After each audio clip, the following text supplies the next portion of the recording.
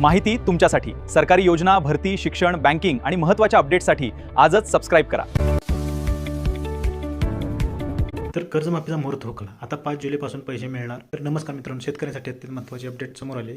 सरकारने 30 जूनपर्यंतच कर्जमाफीचे लाभ देण्याचे आश्वासन दिले होते, पण आता तो मुहूर्त हुकला आहे. मग कर्जमाफीची रक्कम नेमकी कधी मिळणार? 5 जुलैपासून पैसे खात्यात येणार का? आणि 56 लाख शेतकऱ्यांबाबत सरकारने काय नवीन घोषणा केली आहे?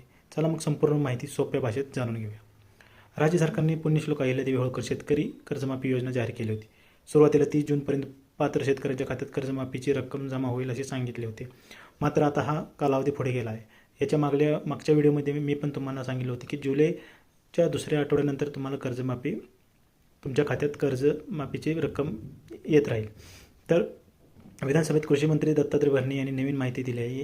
यांच्या म्हणण्यानुसार पुरवणी मागण्या मंजूर होऊन राज्यपालाची मंजुरी मिळाल्यानंतर 5 जुलैपासून पात्र शेतकऱ्यांच्या कर्ज खात्यात कर्जमाफीची रक्कम जमा करण्याची प्रक्रिया सुरू होईल.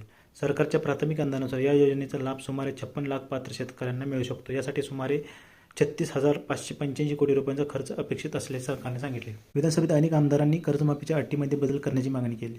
त्यावर कृषी मंत्र्यांनी सांगितले की या मागण्या सकारात्मक आहे आणि उपसमिती याबाबत निर्णय घेणार आहे.